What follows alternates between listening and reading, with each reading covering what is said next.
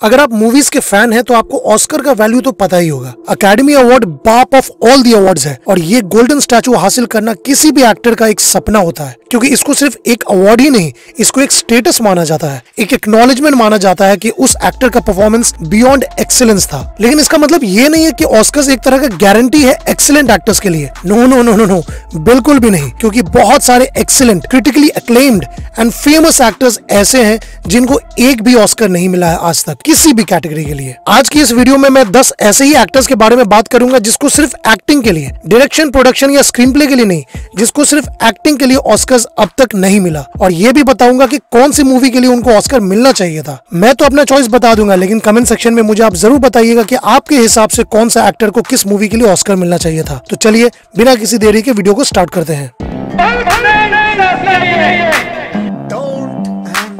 रिश्ते में तो हम तुम्हारे बाप होते हैं।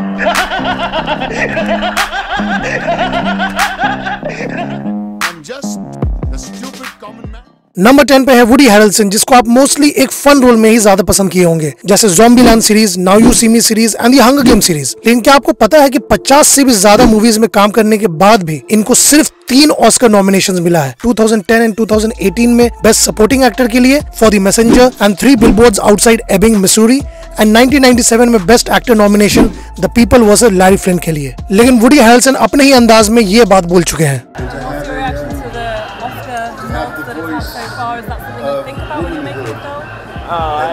I don't give a shit about that. लेकिन एक डिजर्विंग कैंडिडेट को ऑस्कर्स मिलते देखना एक ऑडियंस के लिए बहुत बड़ी बात होती है, and I feel the people versus Larry flint के लिए इनको ऑस्कर जरूर मिलना चाहिए था। नंबर 9 पे है एडवर्ड नॉर्टन। ये फाइट क्लब एक्टर जो अराउंड 30 मूवीज में काम कर चुके हैं, हमेशा अपने परफॉर्मेंस से ऑडियंस को इंप्रेस करते आए हैं, लेकिन ऑस्कर्स को एक बार भी इंप्रेस नहीं कर पाए, क्योंकि एडवर्ड नॉर्टन को आज तक सिर्फ 3 ही ऑस्कर नॉमिनेशन मिला है, जिसमें से वो एक बार भी नहीं जीते। 1997 में एंड 2015 में बेस्ट सपोर्टिंग एक्टर के लिए for primal fear and Birdman, और 1999 में best actor nomination American history x के लिए। एंड आई बिलीव कि अमेरिकन हिस्ट्री एक्स में जहां वो एक साइको, लीथल और खतरनाक गुस्से वाले डेरेक विनियार्ड का रोल प्ले किए हैं, उस कैरेक्टर के लिए वो ऑस्कर पूरी तरह डिजर्व करते थे। नंबर 8 पे है ब्रैडली कूपर, जिसको शायद हम सबसे ज्यादा पसंद किए होंगे द हैंगओवर फ्रेंचाइजी में एज फिल, लेकिन इस एक्टर का वर्सेटैलिटी इनके मूवीज में क्लियरली दिखता है। 2014 में बेस्ट सपोर्टिंग एक्टर के लिए फॉर अमेरिकन हसल और 3 बार बेस्ट एक्टर के लिए 2013 में सिल्वर लाइनिंग्स प्लेबुक, 2015 में अमेरिकन स्नाइपर और 2019 में अ स्टार इज बॉर्न के लिए नॉमिनेटेड होने के बाद भी ब्रैडली कूपर एक भी ऑस्कर नहीं जीते, एंड आई बिलीव 2019 के अमेरिकन स्नाइपर के लिए उनको ऑस्कर जरूर मिलना चाहिए था। इस मूवी में वो एक सील स्नाइपर का रोल प्ले कर रहे हैं, जिनको स्नाइपिंग की दुनिया का लेजेंड कहा जाता है। ब्रैडली कूपर का इस मूवी में जबरदस्त परफॉर्मेंस आपके दिमाग में छप जाएगा। नंबर 7 पे है the great, the evergreen Robert Downey junior, और इनके बारे में तो क्या ही कहना। अपने करियर में ये बहुत सारी मूवीज किए हैं, लेकिन आयरन मैन जैसा कोई भी नहीं। और आपको शायद गुस्सा भी आ रहा होगा या हैरानी भी हो रहा होगा कि यार मैं इसको नंबर 7 पे कैसे रख सकता हूँ।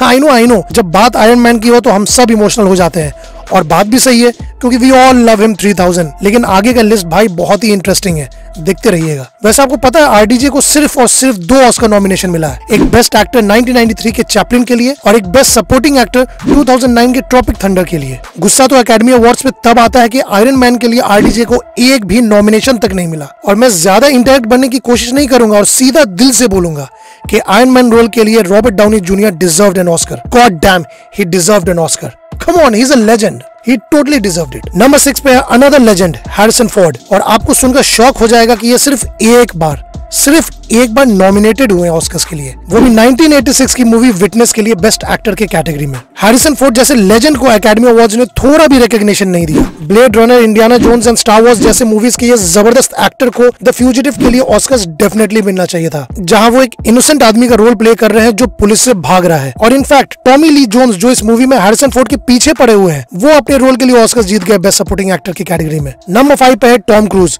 जिसको देखकर आपको कभी न कभी तो ये ख्याल जरूर आया होगा कि यार ये इंसान जिंदा कैसे है। आपको पता तो होना ही चाहिए कि टॉम क्रूज जितना डेडिकेशन अपने मूवीज के लिए देते हैं, उतना शायद ही कोई एक्टर देता होगा। और इसका सबसे बड़ा एग्जांपल है मिशन इम्पॉसिबल मूवीज, जहां वो सारे के सारे एक्शन खुद करते हैं, और वो किस तरह का एक्शन होता है वो तो आप सब देख चुके हैं। टॉम क्रूज जो one of the most iconic actors हैं, उनको आखिरी बार ऑस्कर नॉमिनेशन 21 साल पहले मिला था, द ईयर 2000 में मैग्नोलिया मूवी के लिए, और वो भी सपोर्टिंग एक्टर के कैटेगरी में। लेकिन उससे पहले 1990 और 1997 में भी बेस्ट एक्टर का नॉमिनेशन मिला जेरी मैगवायर और born on the 4th of July movie के लिए। 3 नॉमिनेशंस होने के बाद भी ये मिशन इम्पॉसिबल स्टार एक भी ऑस्कर नहीं जीत पाए और हम सब चाहते हैं कि मिशन इम्पॉसिबल के लिए ईथन हंट, टॉम क्रूज को एक बार ऑस्कर जरूर मिलना चाहिए, एटलीस्ट अपने डेडिकेशन के लिए। लेकिन डिजर्विंग की बात की जाए तो टॉम क्रूज डिजर्व करते थे 1989 की born on the 4th of July के लिए, जहां वो अपने परफॉर्मेंस से आपको गूज बम्स दे देंगे और वो मूवी देखकर आपको एहसास होगा कि टॉम क्रूज सिर्फ एक प्रिटी फेस और बवाल एक्शन स्टार ही नहीं कि एक जबरदस्त एक्टर भी है। नंबर 4 पे है मदर